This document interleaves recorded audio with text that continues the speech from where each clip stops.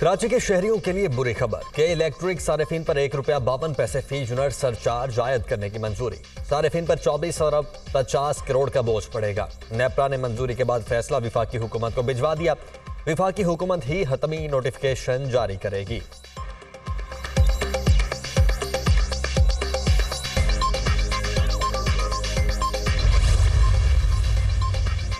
Chief election commissioner Sikandar Sultan Raja की ज़ेर सदारत इलेक्शन कमीशन का इजलास। इलेक्शन कमीशन का इंतखाबात के इनेकाद के लिए तैयारियों पर इजहार इत्मीनान।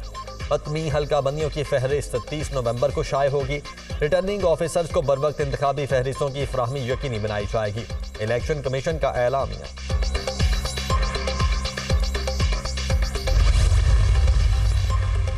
पीटीआई की मज़ाहमत की सियासत से मायूस उम्मीदवारों का पार्टी को खैरबाद कहने का सिलसिला जारी। लाहौर से पीटीआई के 2 उम्मीदवार अब्दुल करीम खान और खालिद घुर की पार्टी छोड़ गए।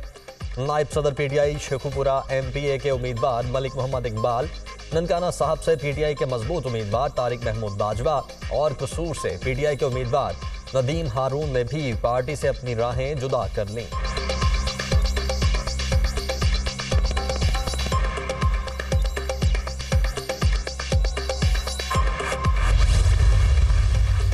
मुझे बार बार निकाला गया। जनाब, ऐसे मुल्क नहीं चलता। अवाम की खुशहाली का ख्वाब लेकर फिर आ रहे हैं। सियासत के लिए झूठ नहीं बोलता। लोगों को धोखा देकर वोट लूं और कुछ ना करूं तो मुझसे बड़ा जालिम कोई नहीं होगा। हमारे दौर के बाद आने वाली हुकूमत ने कल्चर को तबाह कर दिया। हसद, बुग़्ज़, मुनाफिकत को फरोग दिया गया। अपने दौर में IMF को खुदा हाफिज कह दिया था। अमेरिका के $5 अरब की पेशकश के बावजूद एटमी धमाके किए। अपने बेटे से तनख्वाह न लेने पर फारिग कर दिया गया। तरक्की करती मैशत तबाह बर्बाद कर दी गई। इस मुल्क पर तलवारों से वार किया गया। मुझे निकालने का सबब यह था कि इसको लाना था। हंसते बसते मुल्क को हमने अपने हाथों से उजाड़ा।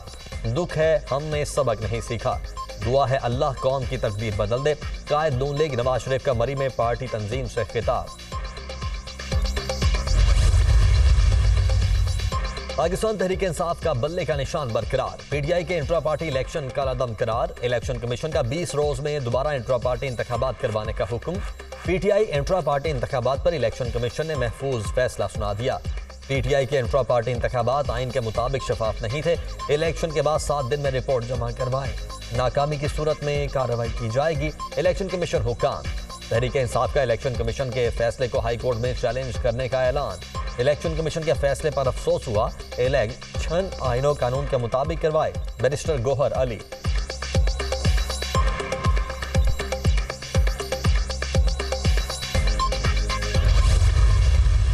ये फैसला कर रहे हैं कि मार्केट फ्राइडे और सैटरडे को 3 बजे खुलेंगी और रात तक वो खोल लें, कोई हर्ज नहीं है, लेकिन 3 बजे खुलेंगी। संडे को पूरी मार्केट्स हर तरह की वो क्लोज होगी। वो डिस्ट्रिक्ट गवर्नमेंट्स तमाम 6 डिवीजन में इंश्योर करेंगी कि संडे को हर तरह का कारोबार बंद हो। रेस्टोरेंट्स भी इस तरह 3 बजे फ्राइडे सैटरडे को खुलेंगे। ऑफिसेज फ्राइडे को खुले रहेंगे, लेकिन सैटरडे को 3 बजे के बाद वो खोल सकते हैं, सुबह में वो ना खोलें। मास्क प्लीज़ पहन के रखें ताकि आपको सेहत के ऊपर वो कम से कम आपकी ख़राब करे। स्मोक की रोकथाम के लिए पंजाब हुकूमत के बड़े फैसले। जुमा और हफ्ते को लाहौर समेत पंजाब के 10 अजला में स्कूल्स और कॉलेजेस बंद रहेंगे। मार्केटें और दफातर हफ्ते को दोपहर 3 बजे खोलने की इजाज़त। इतवार को तमाम कारोबार बंद होगा। पंजाब हुकूमत का 10,000 तलबा को सब्सिडी पर इलेक्ट्रिक बाइक देने का ऐलान। इतवार की सुबह से शाम 5 बजे तक लाहौर की मॉल रोड पर साइकिलिंग होगी। मसनूई बारिश से मुतल्लिक तैयारी शुरू कर दें। शहरी स्मोक से बचने के लिए मास्क का इस्तेमाल जरूर करें। निगरान वज़ीर आला पंजाब मोहसिन नकवी की न्यूज़ कॉन्फ्रेंस।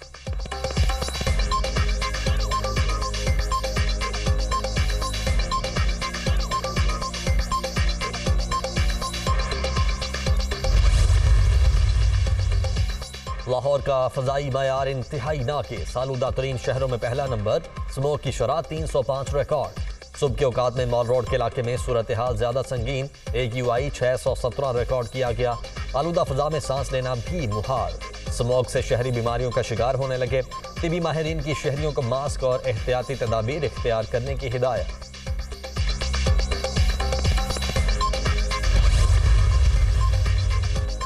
साइफर केस में बड़ी पेशरफ। चेयरमैन PTI और शाह महमूद कुरैशी को 28 नवंबर को अदालत में पेश करने का हुक्म।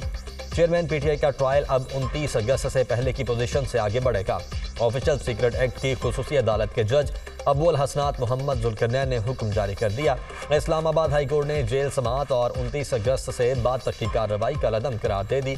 हुक्मनामे का मतन।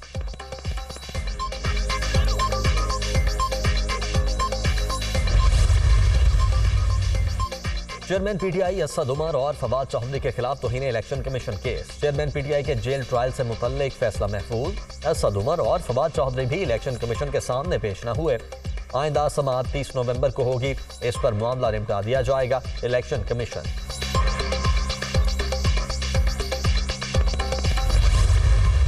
आज भी जब चेयरमैन बिलावल भुट्टो जरदारी साहब खड़े होते हैं, वो कहते हैं हमारी किसी सियासी जमात के साथ कोई मुकाबला नहीं है। हमारा अगर मुकाबला है वो इस महंगाई के साथ है, बेरोज़गारी के साथ है, बदअमनी के साथ है। ये इस मुल्क की सबसे बड़ी, मैं समझता हूँ कि एक अपोजिशन है जिसको तमाम सियासी पार्टियों को एड्रेस करना पड़ेगा। हम हमेशा अपने सीनियर सियासतदानों का एहतराम और इज़्ज़त करते हैं। हमारी मेजॉरिटी आबादी अब नौजवानों की है। नौजवानों के मसाइल नौजवान ही एड्रेस कर सकते हैं। बुजुर्ग सियासतदान बिलावल भुट्टो की बातों का बुरा मान गए। पीपल्स पार्टी को कभी लेवल प्लेइंग फील्ड नहीं दी गई। पीटीआई और नून लीग ने सियासी दुश्मनी को फरोग दिया। नून लीग ने हमारे खिलाफ कार्रवाइयां की।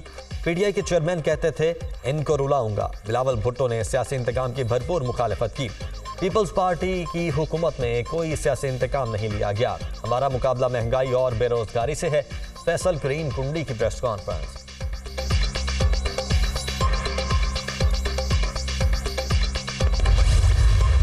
बिलावल साहब तो बार बार ये कह रहे हैं कि जिस तरीके से 75 साल ये मुल्क चला है, हमने हाल देख लिया, तो इस निज़ाम को तब्दील करने की ज़रूरत है। और निज़ाम को तब्दील करने के लिए मेरे ख्याल में नई सोच की ज़रूरत है। जिन लोगों ने 1981 में अपना सियासी करियर स्टार्ट किया, आज 40 साल बाद भी अगर हम उन्हीं की तरफ देख रहे हैं, तो हम जैसे नौजवान जो खड़े हैं, हम कहाँ जाएंगे? लोग इत्तेहाद बनाने और तोड़ने में मसरूफ हैं। बिलावल भुट्टो कहते हैं निज़ाम को तब्दील करना चाहिए। अगर आज भी हम बुजुर्गों की तरफ देखेंगे तो नौजवान कहां जाएंगे? लोग नई सोच और नए नौजवान को सुनना चाहते हैं। नून लीग के दोस्त कालाबाग डैम से मुताल्लिक बताएं। शहबाज शरीफ ने KF मंसूबे का 5वीं बार इफ्तिताह किया। मेयर कराची मुर्तज़ा वहाब की media talk.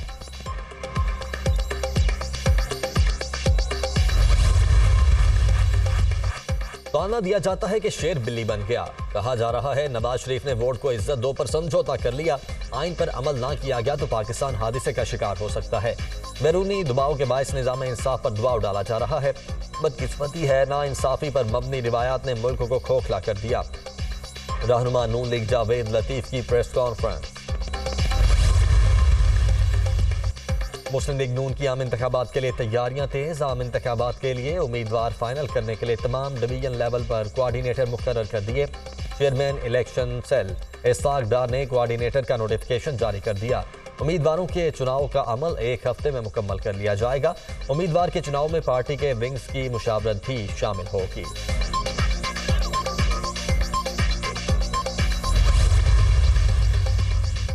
Sindh high court का मिसिंग पर्संस के केसेस में वजीर आजम को बुलाने का इंदिया। अगर पुलिस और इंतजामिया के हाथ कुछ नहीं तो हम वजीर आजम को बुला लेंगे। मिसिंग पर्संस के केसेस को 10-10 साल हो गए, कोई पेशरफ नहीं हुई। शहरियों को अदालत में पेश करें वरना कोई भी कदम उठाएंगे। जस्टिस नेमतुल्लाह फुल फोटो के रिमार्क्स। 10 साल से हर रोज 10 से 15 मिसिंग पर्संस के केसेस सुनते हैं। इतना वक्त दीगर केसेस को देते तो बहुत मामला निमट जाते। जस्टिस अमजद, केस की समाअत 15 जनवरी तक मुलतवी।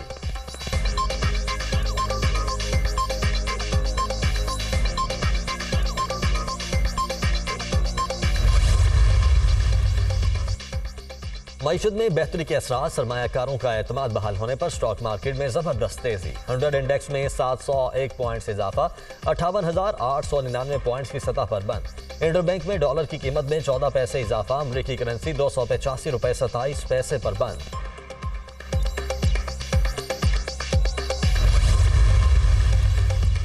पाकिस्तान में तरक्की की बेपनाह सलाहियत है। कौम को नौजवान सोच की जरूरत है। नौजवानों को फनी तालीम देने की कोशिश कर रहे हैं। पाकिस्तान में हर साल 75,000 IT तलबा फारिगुल तहसील होते हैं।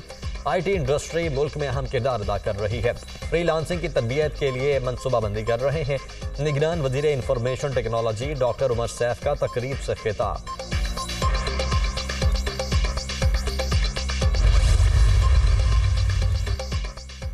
IMF के टैक्स रेवेन्यू और टैक्स नेट बढ़ाने के मुतालबात। आलमी मालियाती इदारे का तकनीकी वफ्द आइंदा हफ्ते पाकिस्तान पहुंचेगा। FBR से एक हफ्ता टैक्स पॉलिसी पर मुज़ाकरात करेगा।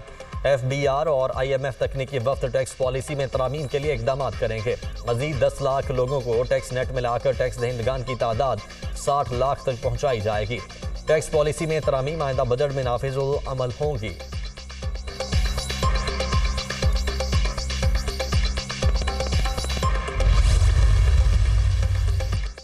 साबिक वजीर आला पंजाब परवेज इलाही को घर न पहुंचाने पर IG पंजाब और दीगर के खिलाफ तौहीन अदालत की दरखास्त पर समाअत। अदालत ने वारंट गिरफ्तारी और तौहीन अदालत नोटिस पर फैसला महफूज कर लिया।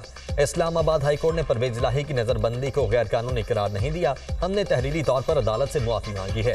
Advocate general Islamabad.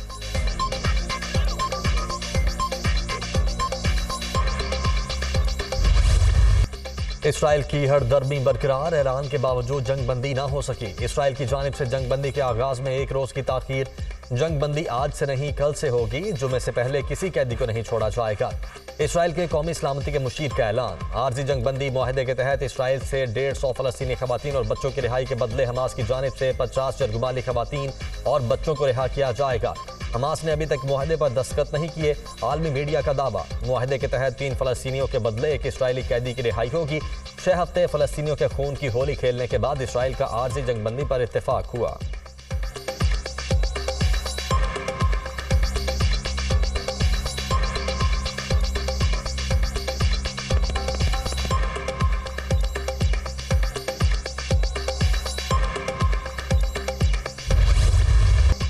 जंगबंदी मुआहदे के बावजूद इसराइली फौज के निहत्ते फलस्तीनियों पर हमले। जबालिया में शदीद बमबारी। एक ही खानदान के 52 अफराद शहीद। खान यूनुस में भी 10 अफराद लुकमा अजल बन गए।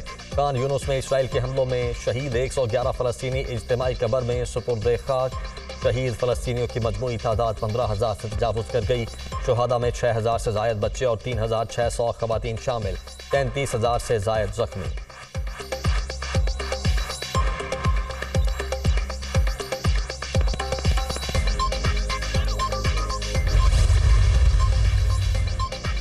तुर्क सदर का गजा में जंगबंदी का खैर मकदम। उम्मीद है आर्जी जंगबंदी मुस्तकिल अमन का सबब बनेगी।